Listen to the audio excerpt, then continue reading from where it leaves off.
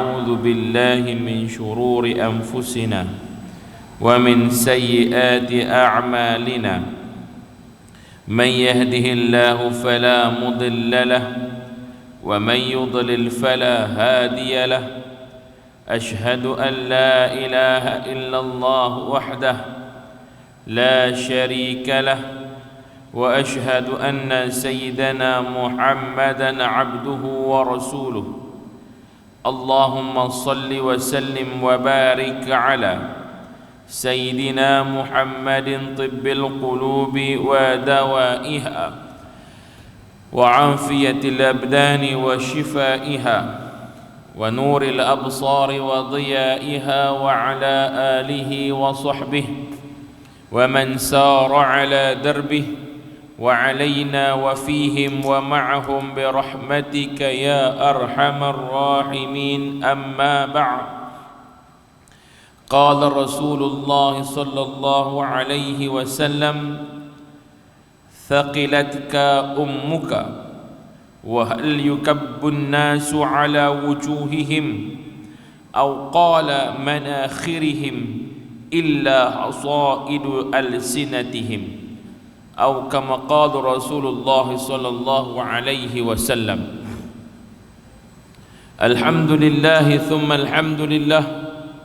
Bersyukur kita kepada Allah Subhanahu wa taala dengan keizinannya, limpahan rahmatnya, taufiknya serta hidayahnya yang memberikan kepada kita kesempatan, ruang dan peluang pada pagi yang penuh dengan keberkatan ini dalam kelunakan kehidupan kita yang seharian, yang semakin hari semakin mencabar, yang semakin hari semakin mendekat kepada yaumul qiyamah, yang semakin hari semakin dekat dengan alam barzah. Maka kesemuanya ini terangkum menjadikan kita orang-orang yang perlu kepada persediaan, dan persediaan itu adalah merupakan sesuatu yang wajib untuk kita lakukan pada waktu sekarang, bukan lagi menangguh ataupun menjadikannya untuk dilakukan pada masa-masa yang akan datang. Tapi apabila kita menyadari akan hakikat hidup ini, pada ketika itulah dia perlu membuat sesuatu persediaan. Seumpama seseorang yang baru menyadari, dia baru sedar yang dia ni nak kena berangkat atas perintah yang telah pun dia bagi perintah arahan ke atas dia untuk dia keluar daripada kawasan dia pergi buat satu tugasan di tempat lain. Dia terlupa yang waktu tu dia kena pergi ke Kuala Lumpur. Tiba-tiba saja disuruh, tiba-tiba dia teringat kata dia kena pergi. Sudah pastinya dia akan buat preparation yang paling laju sekali. Dia kena buat persediaan, dia akan pergi terus masuk dalam rumah dia, dia ambil beg, dia akan buat baju-baju dia yang patutnya. Dia akan segera mandi dan segera pakai baju seringkas-ringkasnya. Dan kemudiannya dia akan segera keluar, ambil kereta dia, pergi ke stesen minyak, kena bubuh minyak. Lala tu semua persediaan, walaupun patutnya persediaan itu seminggu sebelum tu lagi. Tapi oleh kerana baru sedang yang dia perlu buat persediaan itu untuk berangkat, maka itulah ketika mana seseorang itu dia menyadari, dia sedang, baru sedang kata dia ni perlu buat satu preparation, lepas tu buat persediaan untuk ke alam lain. Maka pada ketika itulah dia kena bersegera untuk membuat persiapan itu. Dia tak boleh lagi menangguh ataupun rasa macam tak payah pergi kot, tak payah pergi kot. Ini bukan perjalanan jarak antara Penang dengan Kuala Lumpur, tapi ini adalah perjalanan antara satu alam ke alam yang lain, yang never ending story, yang tak ada lagi kesudahan daripada cerita ini. Tuan-tuan dan puan rahmati Allah sekalian, insya-Allah pada pagi yang penuh dengan barakah ini kita nak mengambil manfaat daripada pagi-pagi ini. Tuan-tuan, kita masih lagi menggunakan pakai kitab Penawar Bagi Hati dan kita dah masuk fasal yang kedua. Fasal yang pertama dah habis, ini fasal yang kedua, iaitu fasal rakus dalam berkata-kata. Fasal yang pertama kita dah bincang tentang sangat rakus terhadap makanan. Yang kedua ini adalah rakus dalam berkata-kata. Baik, qala musannifuhu rahimahullah wa nafa'ana fi ulumi fi darain, amin amin ya rabbal alamin. Moga-moga apa yang kita diskusikan, yang kita ambil manfaat dari kitab yang kita baca ini, mengalir jua kemanfaatan untuk si pengarang kitab ini, agar dapat ia pahala dan kebajikan di sisi Allah. Tuan-tuan dan puan rahmati Allah sekalian, fasal yang kedua, rakus dalam berkata-kata. Rakus dalam berkata-kata itu adalah kelakuan yang dicela. Rakus dalam percakapan ni, cerita pagi ni tuan-tuan pasal mulut. Ringkasnya yang tu lah pasal lidah kita. Bukan pasal mulut. Pasal mulut kalau bulan lepas pasal makan, dan pasal perut. Yang ni pasal lidah. Masih lagi masuk ke mulut tapi dia melupakan lidah. Wa'alam, ketahuilah bahawa rakus dalam berkata-kata itu kelakuan yang dicela, yang wajib atas kita menjauhinya. Kerana apabila seseorang itu rakus dalam berkata-kata, nescaya keluar daripadanya perkataan yang sia-sia. Dan berkata-kata dengan yang sia-sia itu menyebabkan gelapnya qalbu ataupun gelapnya hati. Bahkan banyak berkata-kata itu menjadi sebab bagi matinya hati dan matinya qalbu. Dan kerana itu Rasulullah SAW telah membesarkan masalah lidah. Nabi berumai satu hadis, Nabi cerita pasal nak bagi tahu tentang kepentingan membesarkan tentang masalah orang guna lidah ni. Tuan-tuan, ini bukan benda yang main-main, ini bukan perkara yang boleh diambil kisah kecil-kecil je dah, bukan. Tuan-tuan, ini perkara pokok ataupun perkara yang paling besar dalam diri manusia. Pasal berapa ramai tuan-tuan yang dia guna lidah dia telah menghancurkan satu negara. Dengan lidah dia tuan-tuan hancur satu keluarga. Dengan lidahnya tuan-tuan dia hilang segala harta yang dia miliki. Dengan lidahnya tuan-tuan dia menghilangkan harta benda orang lain. Dengan lidah tuan-tuan dia telah memutuskan tali silaturahim. Dengan lidah dia tuan-tuan hilang ukhuwah antara sahabat dengan sahabat. Dengan lidah tuan-tuan dia boleh curi, dia boleh menyebabkan orang lain mengalami kezaliman yang besar. Tanpa pergi pukul, tanpa pergi rodok orang, tanpa pergi ambil pistol tembak ke tak, dia boleh membunuh manusia tuan-tuan. Maka Nabi mengatakan bahawa Nabi bersabda, thaqilatka ummuka wa hal yukabbun nasu ala wujuhihim aw qala manakhirihim illa hasaidu alsinatihim. Ibumu kehilangan kamu, thaqilatka ummuka, maksudnya apa tuan-tuan? Satu kerugian yang paling besar. Ini satu istilah orang Arab, kata thaqilatka ummuka, artinya apa? Satu kerugian yang besar, satu benda yang akan menyebabkan kamu rugi, kamu akan jadi benda yang kamu hilang paling besar. Ibu kalau hilang anak tuan-tuan, satu benda yang paling besar di sisi ibu. Ibu dia mengandung 9 bulan 10 hari, tiba-tiba lepas mengandung dah membesar dalam perut, tuan-tuan mati anak. Ibu ni akan rasa kehilangan yang besar. Ibu ni akan rasa sedih. Nabi menggunakan, orang Arab menggunakan istilah thaqilatka ummuka, membawa maksud kehilangan satu benda yang menyebabkan kekecewaan dan juga kesedihan. Aw hal yukabbun nasu ala wujuhihim, dan tiada disembamkan manusia atas mereka ataupun katanya hidung mereka. Au manakhirihim, manusia ni tidaklah disembamkan, taklah dia ni dihempapkan, ditingdan dia hidung mereka duduk penyek lagu tu, melainkan illa hasaidu alsinatihim, melainkan apa yang dituaikan oleh lidah mereka, yakni perkataan-perkataan mereka. Manusia ni akan dinilai daripada mana? Benda apa yang keluar dari lidah mereka. Walaupun ramai kita tuan-tuan boleh kata gini, saya tak heran siapa pun, saya boleh cakap apa saya nak cakap, saya tak kisah pun yang pasal ke apa, janji saya puas hati. Selalu kita dengar di kalangan kita akan cakap macam tu. Saya nak cakap apa, saya cakap. Nak sakit hati lah. Betul? Betul cakap lagu tu. Dia senang, dia cakap terang-terang. Betul? Tapi tuan-tuan, di sebalik itu, berapa ramai orang yang akan mendengar dengan perkataan kita itu akan patah hati? Berapa ramai orang akan hilang dia punya rasa, dia akan kecewa dengan keberanian dan kelantangan kita bercakap tanpa menggunakan perkataan dan bahasa-bahasa yang baik untuk diatur. Nak cakap dengan orang kena ada aturan lah. Kena ada aturan cakap. Barulah orang senang nak faham dan orang senang nak memahami dan menerima. Tuan-tuan nak marah ke orang boleh? Nak marah ke orang boleh? Maklumat yang nak disampaikan tu sampai, tapi orang tak menyakitkan hati. Cari jalan tu.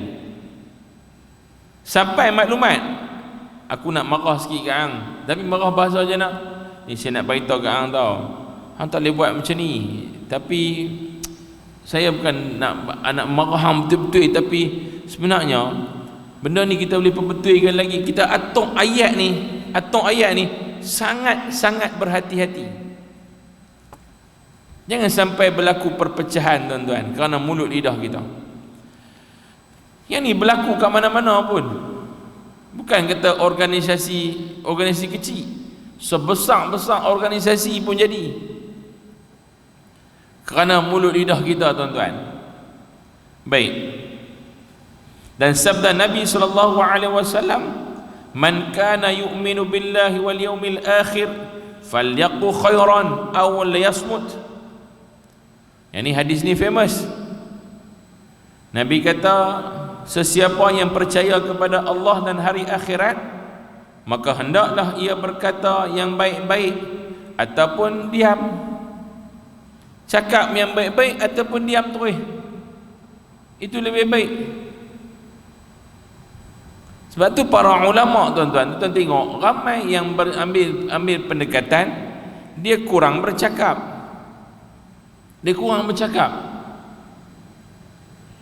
Dia lebih mengambil pendekatan macam mana? Cakap benda yang penting saja. Orang tanya apa kat dia, dia jawab yang tu lah. Bila banyak bercakap tuan-tuan, dia jadi banyak salah. Man kathura kalamuhu kathura khata'uh. Barang siapa yang cakap banyak maka akan banyak salah. Wa man kathura khata'uhu fannaru aula bih. Barang siapa yang banyak salahnya maka neraka paling tepat untuk dia. Tu dia. Ni orang yang cakap banyak. Cakap banyak dalam erti kata benda yang sia-sia, benda yang tak ada manfaat. Boleh cakap, tapi jangan cakap benda yang merapu, yang boleh menghilangkan manfaat dunia dan manfaat akhirat. Melawak cerita lain. Nak melawak boleh melawak, selagi mana kita tahan dengan melawak. Orang Pulau Pinang melawak dengan orang Kuala Lumpur punya melawak, dia tak sama. Tuan-tuan pergi melawak dengan orang Kuala Lumpur cara orang Pulau Pinang, dia merajuk tuan-tuan 3 minggu tak sembang tau. Kita melawak dengan orang, tuan-tuan tengok, saya tengok kadang-kadang orang tua-tua kita melawak kan. Dia melawak, dia jumpa sama geng dengan dia dulu zaman 50-an, dia jumpa geng dia balik. Tuan-tuan tengok mereka melawak tuan-tuan, takut. Jumpa-jumpa lah, hidup lagi lah. Melawak, itu melawak. Tak sama tuan, orang belah utara ni punya melawak tak sama dengan orang Kuala Lumpur punya melawak. Kadang-kadang orang Kelantan dia melawak dengan orang Pulau Pinang, kita pun tak faham dia melawak apa. Dia cakap apa kita tak tahu. Tak sama. Sejauh mana penerimaan melawak tu satu. Yang keduanya, jika melawak itu terlalu sia-sia, terlalu lara, merapu, melibatkan kelucahan dan sebagainya, berhenti bang, sudah merapu sangat. Baik tuan, sambung. Dan sabda Nabi SAW, man yatawakkal li bima baina lihyaihi wa rijlaihi atawakkal lahu bil jannah. Siapa-siapa yang menjamin bagiku, man yatawakkal li, siapa-siapa menjamin bagiku, bima baina lihyaihi, antara dua tulang dagunya. Ni tulang dagu dua ni, antara rahang berada. Ni rahang ni. Dia jaga antara dua rahang ni. Dan yang keduanya wa baina rijlaihi, dia jaga dua tempat. Satu dia jaga ni mulut, antara dua rahang ni mulut kita lah. Yang keduanya baina rijlaihi, antara dua kaki dia, yakni kemaluan dia. Dia jaga dua benda ni. Atawakkal lahu bil jannah, dan aku jamin bagi dia syurga. Siapa jaga dua tempat ni? Satu jaga mulut, dua jaga kemaluan. Tuan-tuan, bila Nabi sebut macam ni kat kita, problem besar hari ni tuan-tuan, mulut satu, nombor dua memang kemaluan manusia, baik laki-laki maupun perempuan. Tuan-tuan, kebebasan hari ni dalam bercakap, duduk dalam jamban pun boleh mulut capui. Dalam jamban pun hari ni boleh buat mulut capui tuan-tuan. Duduk dalam jamban, ambil phone, duduk main phone dalam tu, dia boleh bubuh dalam Facebook macam-macam perkataan dia boleh bubuh. Tuan-tuan, yang keduanya, kebebasan kita bercakap hari ni, walaupun orang tu tak pandai, dia tak pandai untuk berkata-kata dengan lidah, tapi tangan dia mewakili lidah. Tangan dia mewakili lidah. Dia buh dalam Facebook, dia buh tuan-tuan, Allahu Akbar. Ayat orang Penang panggil ayat tak boleh belah. Ayat tu ayat yang menyakitkan ramai orang. Dia cuba nak buat provokasi.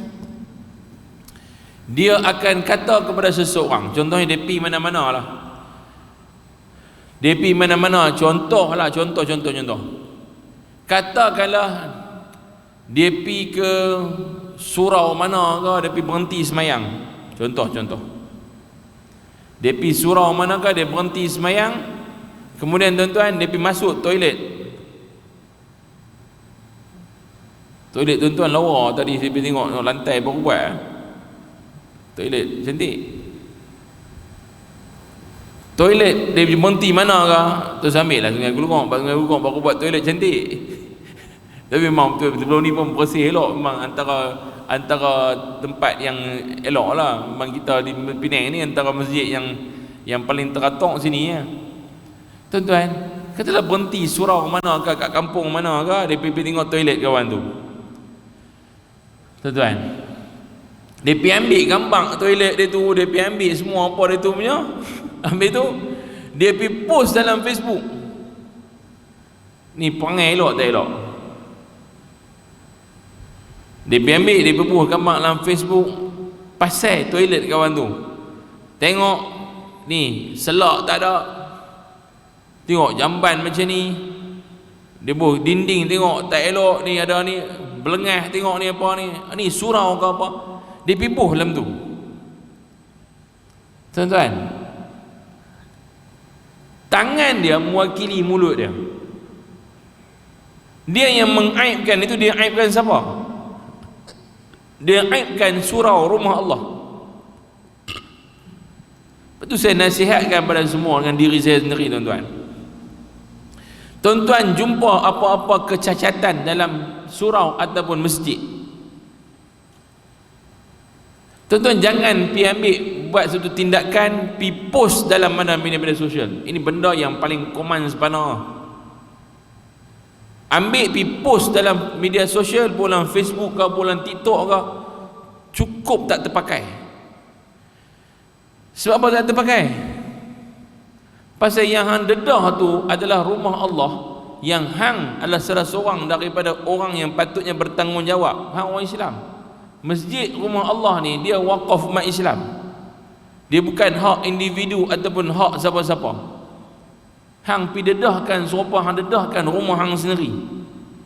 Serupa hang ambil gambar rumah hang, tengok dia ni macam ni, lebih rumah hang. Macam tu keadaan dia.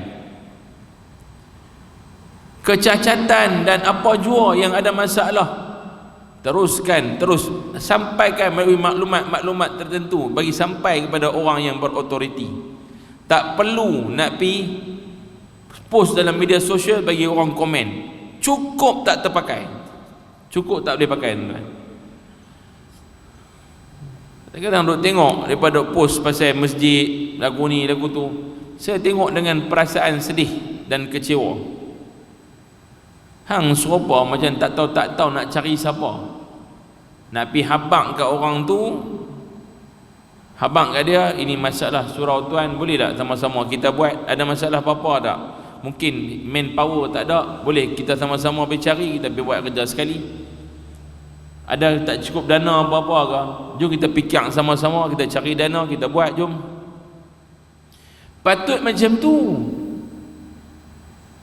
Ni bukan pergi cari, post dalam Facebook, lepas tu orang hentam ramai-ramai. Ini pula masuk. Saya pun berhenti hari tu. Allah, teruklah surau ni. Mai seorang lagi pula pibuh kuat atas lagi. Allah, surau ni kau tak boleh terpakai betul lah. Ni lah bagi kat orang gini. Masuk pula orang yang bermusuh dengan pengurusan tu. Bubuh, pam. Ada 1000 komen. Punca daripada hang punya pasal. Orang kutuk surau, orang kutuk masjid. Pasal punca hang yang mulakan dulu. Hang jawab depan Allah. Sebab hang telah mengaibkan agama hang sendiri. Tuan-tuan dan puan rahmati Allah sekalian, walaupun dia jari kita, tapi itu wakil lidah kita. Itu wakil lidah kita, tuan-tuan. Saya tengok tu dengan pandangan rasa kecewa. Dia tak boleh buat macam tu. Yang keduanya, tuan-tuan, Nabi kata jaga wa baina rijlaihi, jaga antara dua kaki kamu. Maksudnya kemaluan. Hari ni, tuan-tuan, satu dunia tu, bukan Malaysia saja, berlaku pendedahan tentang seksual yang sangat-sangat kronik.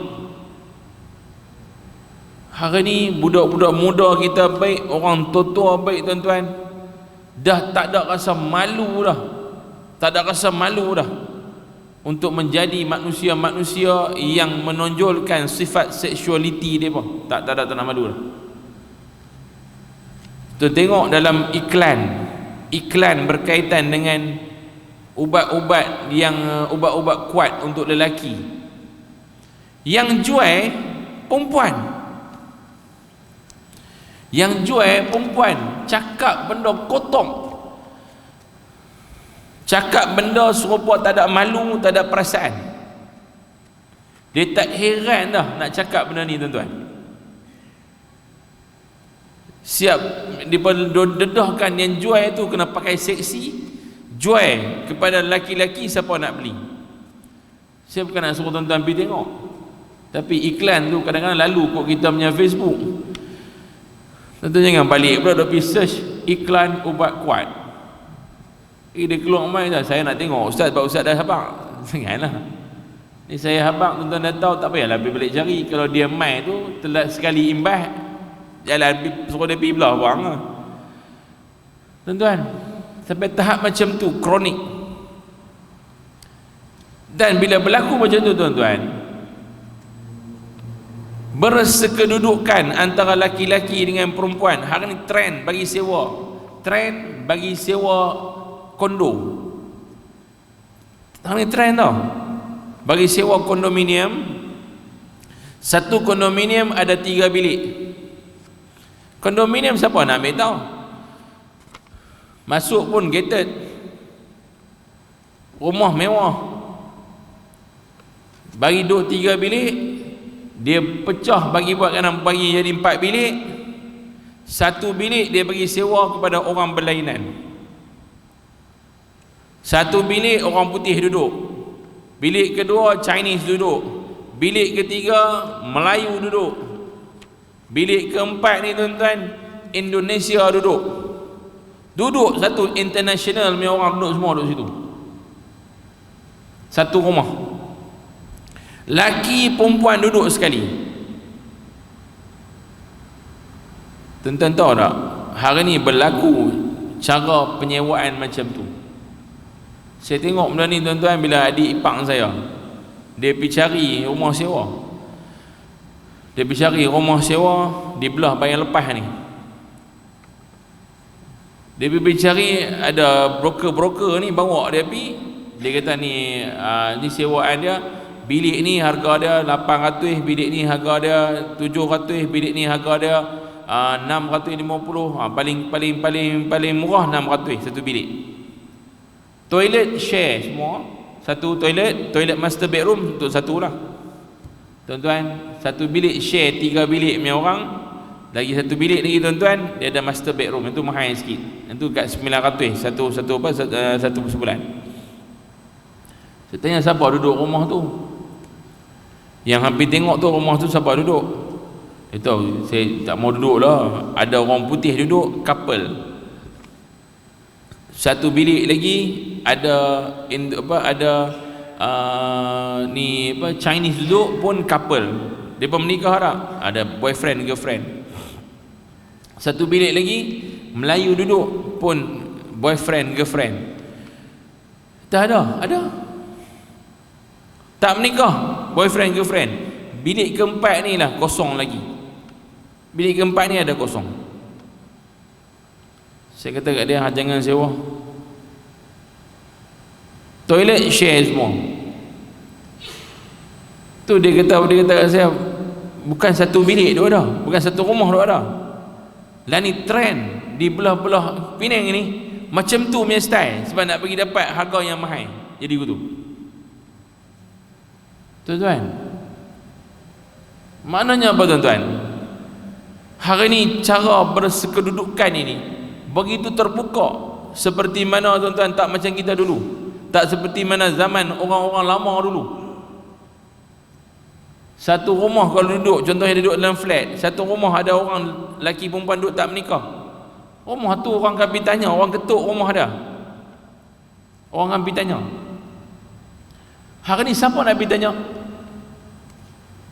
Tuan-tuan, terdedahnya kita pada keadaan kebebasan seks ini dah jadi benda biasa. Yang baru ni lagi best. Buat konsert hari tu, pergi melamar, lelaki melamar wanita, macam dia buat macam agama lain, macam Kristian mesti pergi lamar dalam stadium hari konsert tu. Siap duduk lagu tu, setuju ke apa? Si perempuan tu buat macam menangis-menangis apa? Alah. Tuan-tuan, hari ni punya trend budak-budak muda kita tuan-tuan. Siapa nak berbetui mereka ni? Siapa nak berbetui? Kita hak yang mana digelarkan ibu dan bapa. Siapa yang nak berbetui mereka? Kita yang bergelar masyarakat. Siapa yang nak mengubah masyarakat?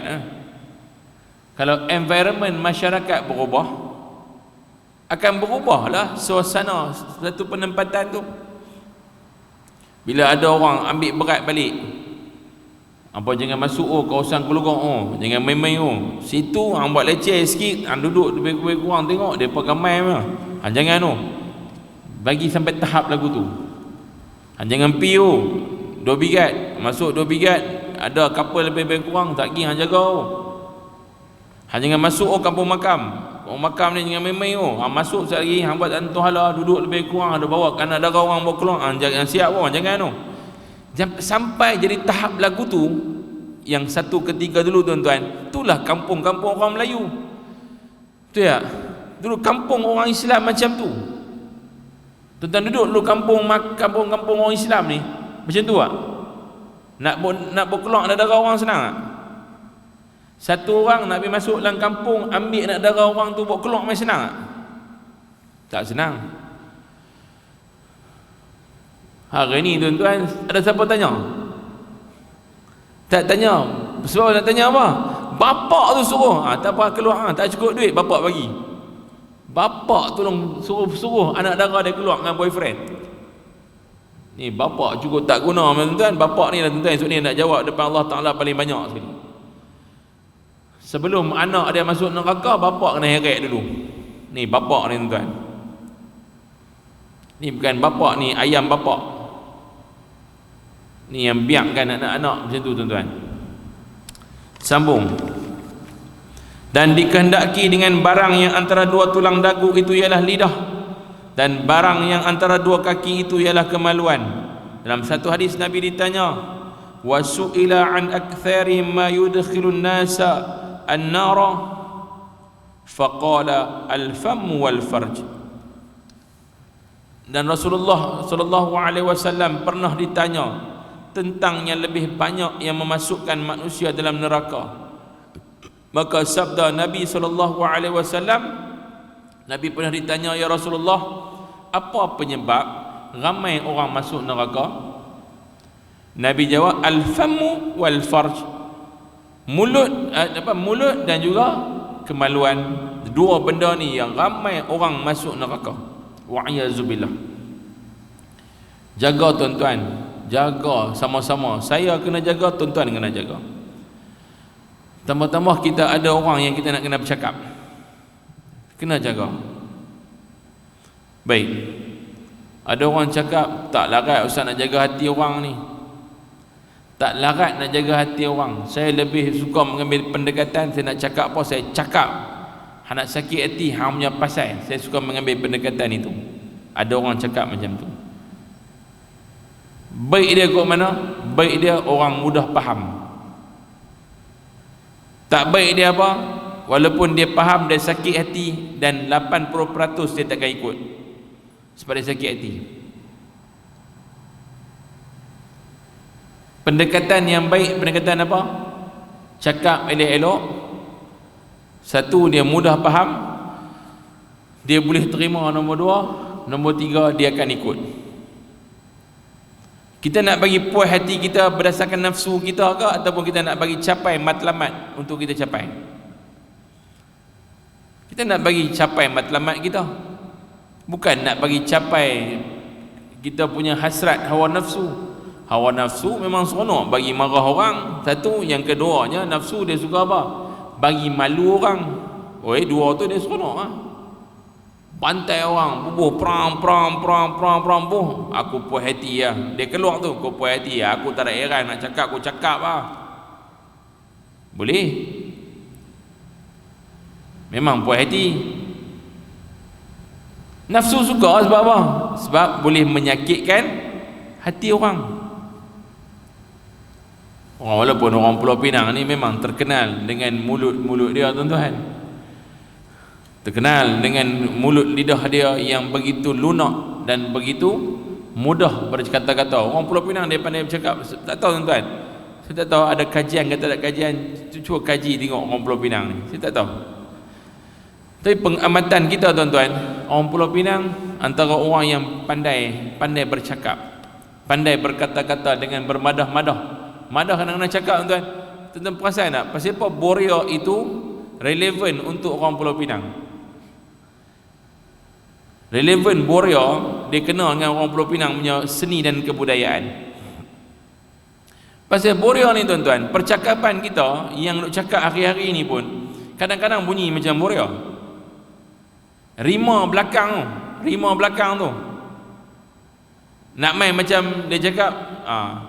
Contoh dia ni apa tahu, dia mangkang sebab apa?